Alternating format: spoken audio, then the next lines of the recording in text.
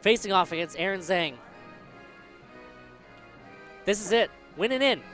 Winning in. Winning in. One of these two players go home with nothing.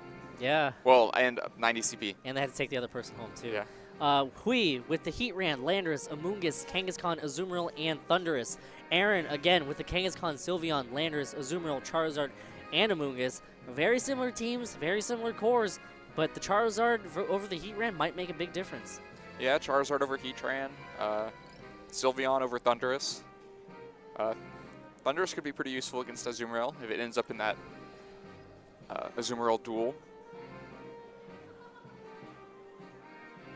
I mean, I think both players are just going to try to bring the Azumarill and go for a belly drum. You think so? I don't think Sylveon can really do much in this matchup. And I'm not sure Heatran... Not with the Amoonguss, not with the Heatran, and if Azumarill can get up a belly drum, then Sylveon's just dead weight. Yeah, and I don't think the Charizard's a great call either here with a Heatran and a Thundurus and a Landorus to deal with. I guess if Aaron leads Charizard and Amoonguss, that could be okay. But if not, then that's kind of problematic. Yeah.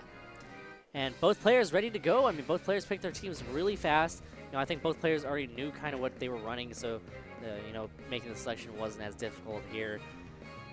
Turn 1 coming in here at round 8, the last round of Swiss, and then we will cut to the last 8 players in this tournament out of 205. Kangaskhan and Amoonguss out for Hui side as Kangaskhan and Azumarill come out for Aaron's side. So Aaron in position to set up a belly drum right now, but Amoonguss also in position to put things to sleep. Yeah. Azumarill can't really do much if it's asleep. You take away half your own health, fall asleep, and then return just KOG the next turn. It wasn't really worth belly drumming, was it? Have you ever tried slapping your belly while you're sleeping? No, I haven't. Exactly. It's not going to happen. So right now, I mean, you know, Kangaskhan provides fake out support from both sides. If Aaron's Kangaskhan goes for a fake out onto Amoonguss just to prevent the Spore.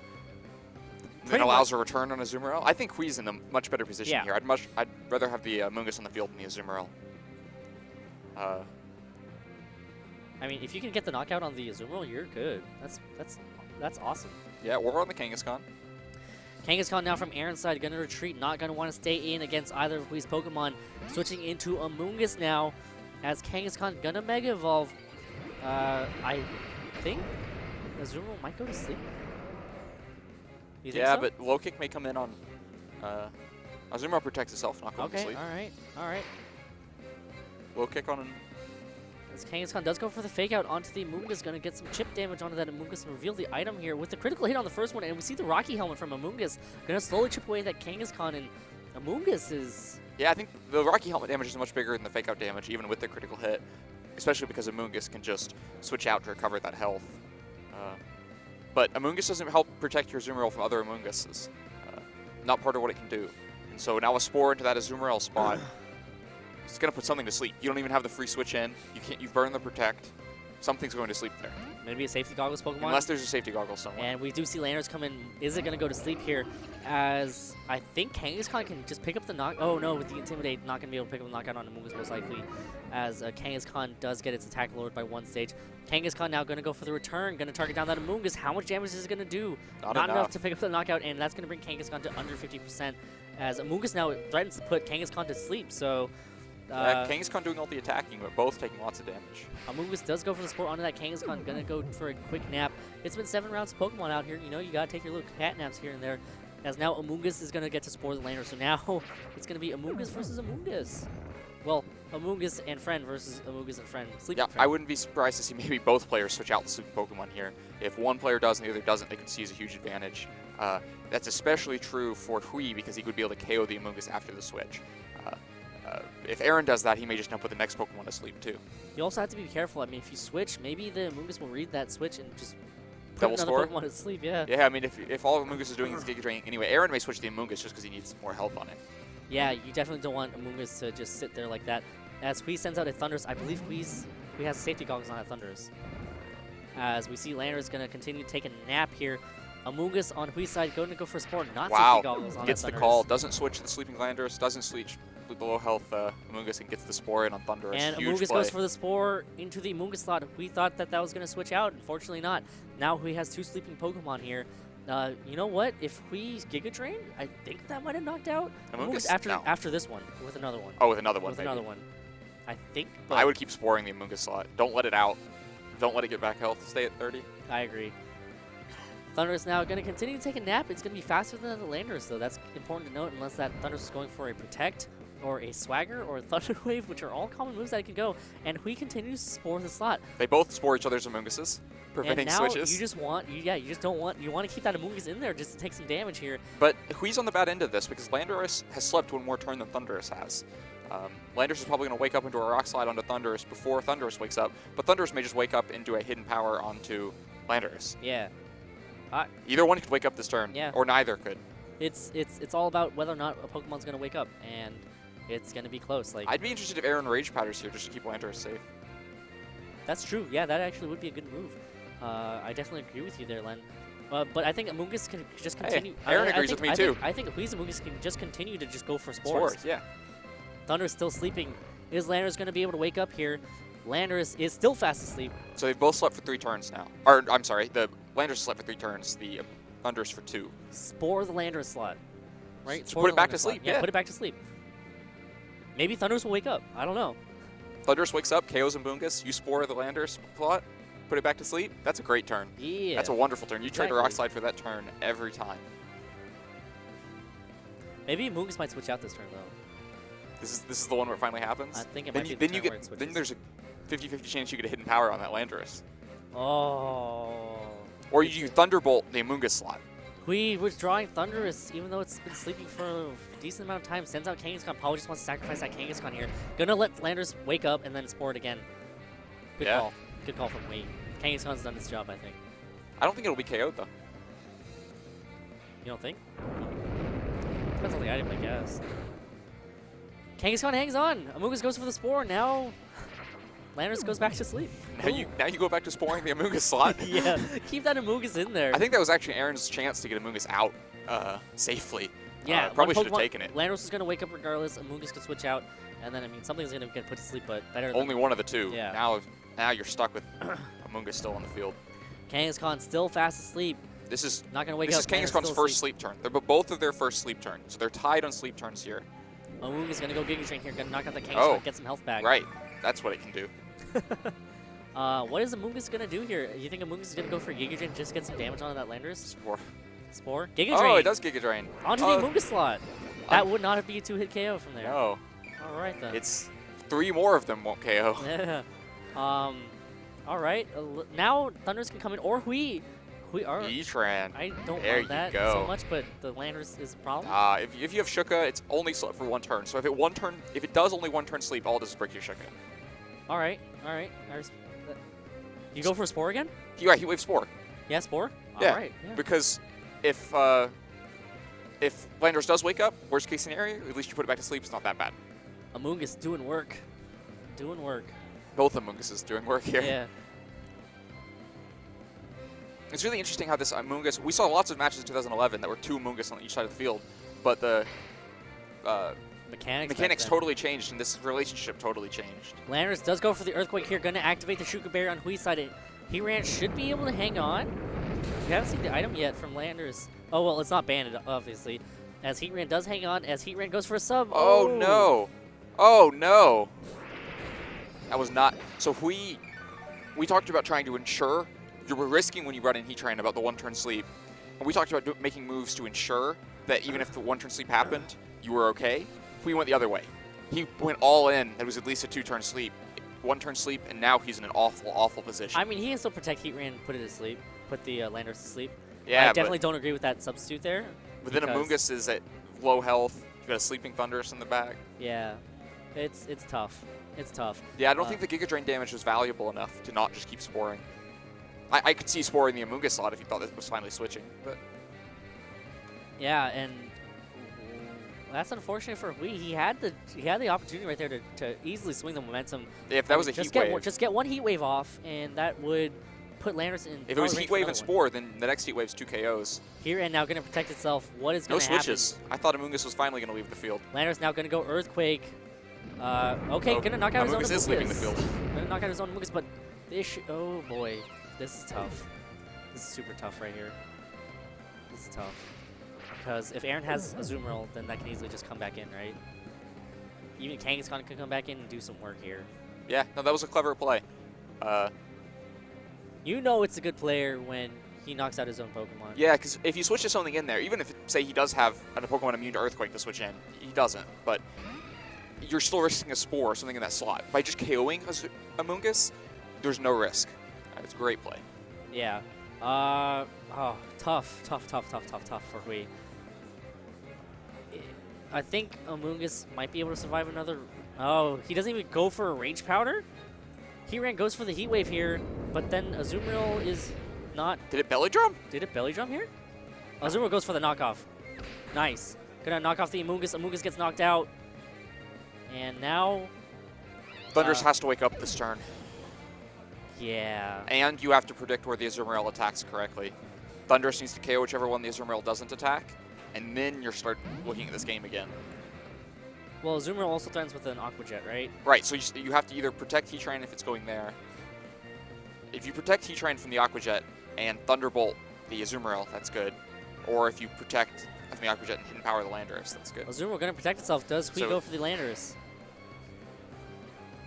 Thundurus wakes up, goes for a Thunderbolt into the Azumarill But slot. He didn't protect. Landorus so he still predicted asleep. the protect. Heatran can still get off an attack. That's not bad. Heatran does go for the Heat Wave here. Going to target that. Oh, No. Landorus avoids it. That would be nice. Yep. Now Heatran does need to protect. How many turns has Landorus been asleep? Just 2? I think 2, yeah. Yeah, so you have to bank on the 3-turn sleep now and Thunderbolt that Azumarill. Tough. Yeah. Well, like he said, he went all in for that 2-turn sleep, and the game fell apart at that point.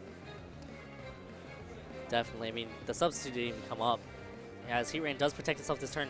Do you think Aaron read that? Probably. Yeah? Azumarill goes for I the think- Aqua Jet into the protect. Okay. I think Aaron probably 100% knew it was coming, but there's not.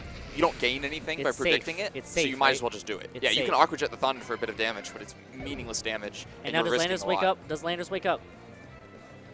Landorus wakes up. Rock Slide. Doesn't connect. Protected. No. Thundurus avoids it. Huge. But now Kangaskhan comes in. Yep. Fake out Rock Slide. Does Thundurus have Protect? Hopefully.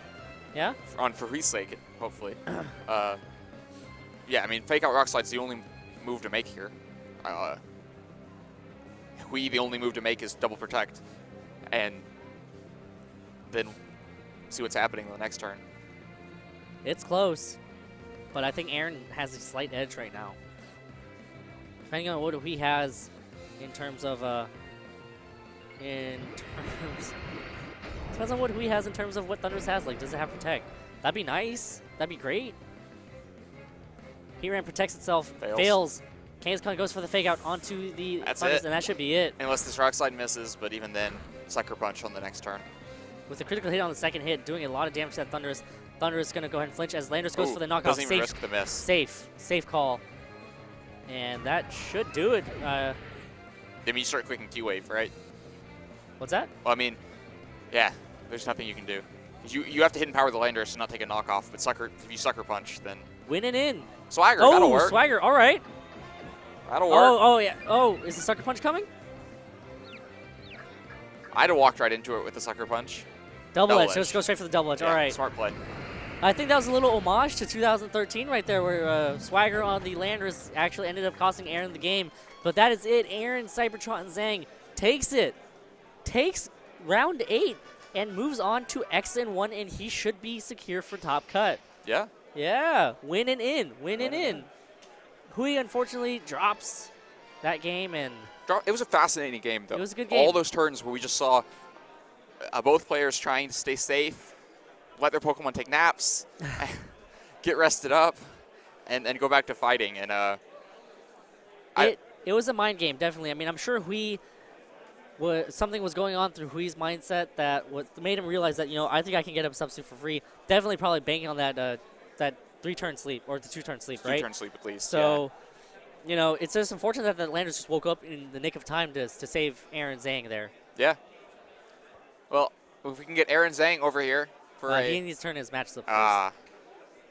But yeah, exciting match from both players. 2 seasoned players. I mean, both these players have been playing since the beginning of since 2009. Well, Aaron's been playing And since since 08, yeah. So definitely, you know, 2 seasoned veterans playing off against each other. That's exciting. And Aaron, the slightly younger player, you know, he moves on and shows that he is still good at this game. Not washed up. No, not washed up at all. Anyways, guys, we're going to take a quick break. And when we return, Aaron, CT Cybertron Zhang on the mic to talk about his win.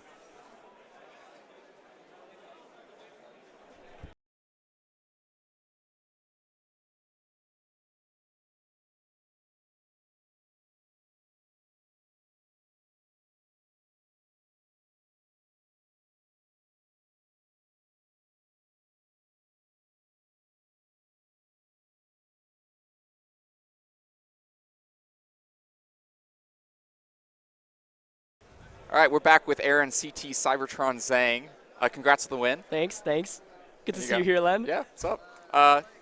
You're good at this. Tell me about it. Yeah, that was probably one of the best games I've had all day. I think there was a fair amount of RNG, but that's when like sleep turns happen, like both of you are counting your fingers, and obviously Hui and I were sporing each other some Munguses for about forever. But I think the one thing that determined, or that really gave me advantage was one, Amoonguss not fainting earlier on when I got the intimidating from Landorus, and then I got the spore. I predicted the Kangaskhan to switch on to the Thunderous, and I got the spore there. And I wasn't sure if he was safety goggles or not. I think if he had goggles, this game would have been a lot more difficult.